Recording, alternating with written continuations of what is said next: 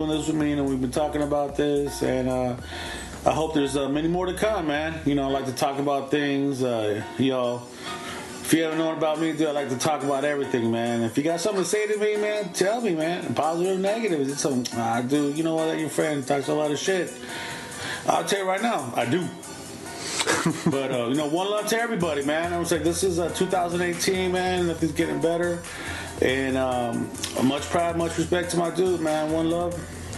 What can I say even more, man? We're going to sign off right now. My boy is a very intelligent man. Thank you. He's a good guy, man. Good sense of humor.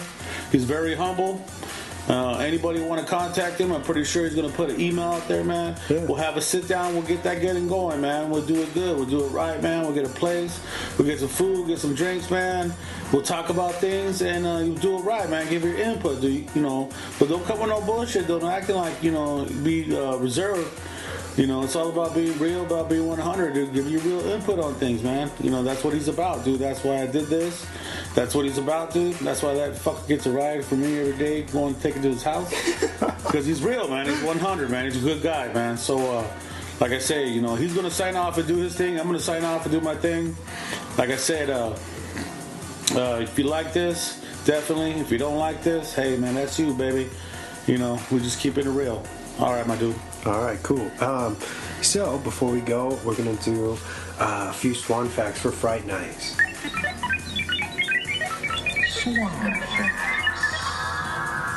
All right, so it was actually Sarandon's idea to have his vampire character eat apples throughout the film, determining that he was indeed a fruit bat.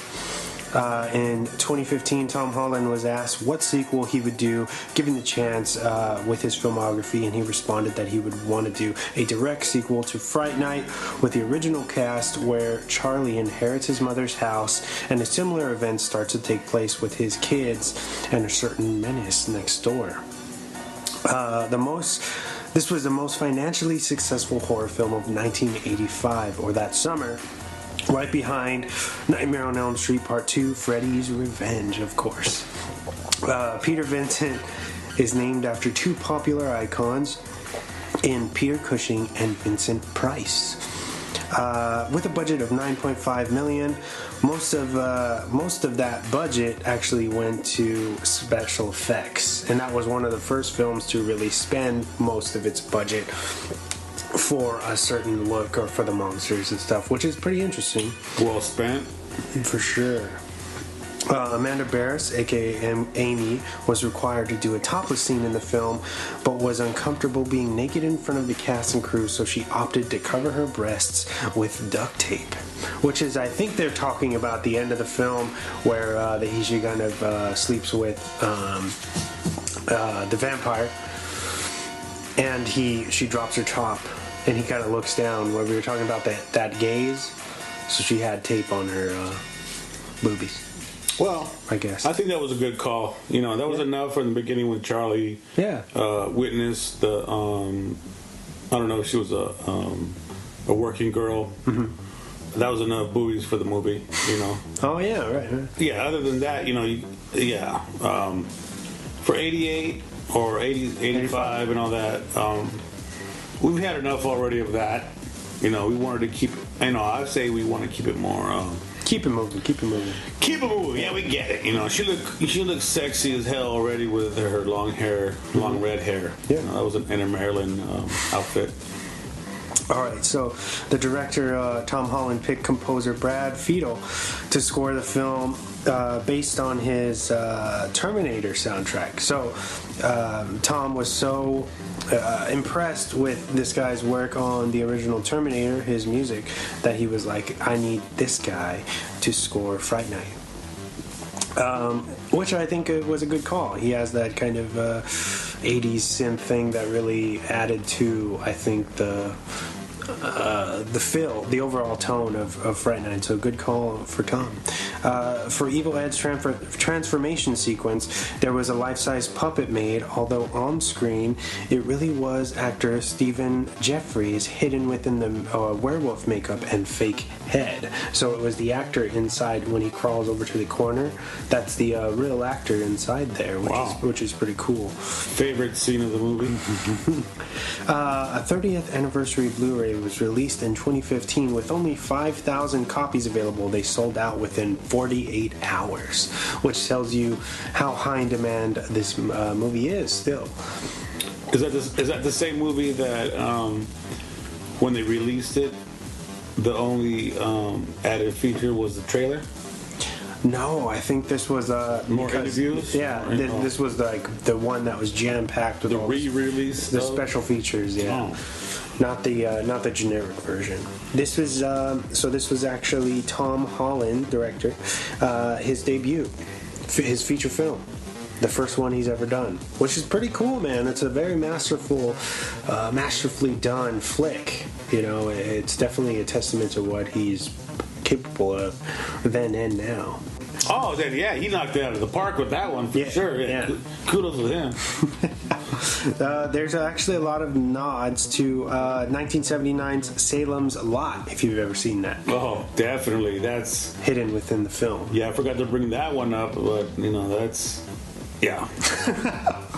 So William and Amanda, or characters Charlie and Amy, play high school students, even though they were both in their 20s at the time of filming. That's pretty much everything. That's 80s casting right there. Yeah. All the way to the 90s. Yeah, they did that for a long time. Yeah. I think it's hard with Hollywood because of the sexual content. That, and I think it's just the whole, like... when kids are too young, you can only use them for a certain amount of time. Exactly. And a certain amount of screen time and child labor laws. Yeah, exactly. Yeah. So. But they were like 25. Like Amanda Amy was 20. She was 27. Man. Yeah, she was already. See the lines under her eyes. I'm like, she might have been, studying for midterms. For 4 years. Actually, this is probably one of the most interesting facts. Most of this film was actually shot on the Disney backlot. Talking about Disney earlier, it all comes full circle. Yeah, see, Disney's already in the game. He just doesn't want to put himself out there. So, he's like a cobra. He strikes when he needs to. Right. In 1988, a PC game was released, filling the arc of the story where Charlie has to go through Jerry's mansion to defeat various monsters and foes. 1988, man, that's crazy. Yeah, I can imagine the graphics on that computer. Nothing, little blocks. That's Apple Control Reset all the way, babe. You know what I mean? There even was a comic book. Oh, really? Put out on, the whole adventures of Charlie and Vincent. Oh, where they team up? Okay. Yeah, they teamed up and. And that comic books, you could do anything. So yeah, I don't know how many editions there were, but I saw that too. They did a comic book, and comic books were still hot back in the 80s. Well, I mean, now we're in the age of the superhero movie. Yeah. Now comic books are, for the longest time, comic books were taboo. Like, oh, you're a fucking nerd, Yeah. Why you read those for? Why are you spending your money on those? And now it's like people pretend like they love comic books. Yeah. To fit in, you know what I mean? So it's a fucking weird time to be alive, for sure. You gotta respect it, man. You gotta respect, all these movies came from comic books. Yep. And all the imagination and the character building and every horror comedy. It's all derived from other book or books or anything. Yeah. Exactly. So you still have that fan base that love that. So you can't diss on those guys, dude. Those are the guys that end up great artists, illustrations and all that. So you can't hate on them. Dude. You gotta stay in your lane, dude. For sure. As we were saying, as we were talking about. So, the vampire contact lenses actually had bits of glitter embedded in them to create the yellow reflective look that we see all through the film. When they kind of turn and you see that bright yellow with a... You know what I'm talking about? When they turned and their eyes are yellow. When they flip into the monster. Yeah. The vamp. Yeah. So they actually put glitter in there to kind of get that effect on film, which is pretty cool. Yeah. Well, I had fun, man. Yeah. Like I said, I enjoy cinema. I enjoy all movies. I've seen, independent. Sometimes you watch an independent movie and you're like, wow, how is this not a motion picture? Yeah. But, you got some other cats out there that... Or like in the main... How is this not mainstream? Yeah, how is this not mainstream, brother? Yeah. Fright Night, definitely, if you watch Fright Night 1, original, you definitely got to watch Fright Night, the remake, and they'll go into it like how I did. With, comparing. Just going there with basic concepts of respecting how they put a twist on it, and it's like a reimagining of this story told in a modern setting, right? For sure, on how society is right now, because where you have the even though the 85 one had where Charlie didn't have his dad, I feel like this new one comes in and you have like this kind of broken home. Oh, he's still even Colin Farrell, isn't it? Yeah. He touches the man, you didn't have your dad, and it must be hard. Yeah, he attacks him. Yeah, I love more so on that front. Yeah. Oh, I love that part, dude. That is so just today. How they made Ed wasn't such. In today's he accepted like he's a fucking nerd. But he ain't feeling it. He's just like whatever the fuck it is right now. And that's today's society. As in, it's like, dude, I like fucking sword fighting and Jedi Knights and shit like that. But if you look at today's things, like, if you've never been to a Comic-Con from in Cali or where the fuck, go to one, dude. You're gonna see all kinds of people, dude. It doesn't no longer has a certain stereotype, dude. Everyone does it, man. So it fits that stereotype with the new Ed. The new Ed is like he doesn't care.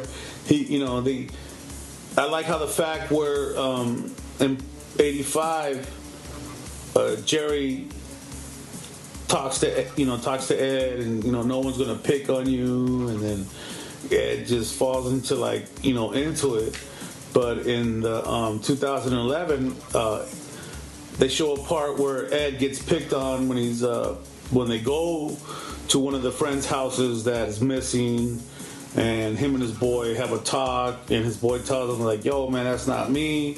I'm doing this," and Ed's like, "Well, fuck you then, dude. Whatever."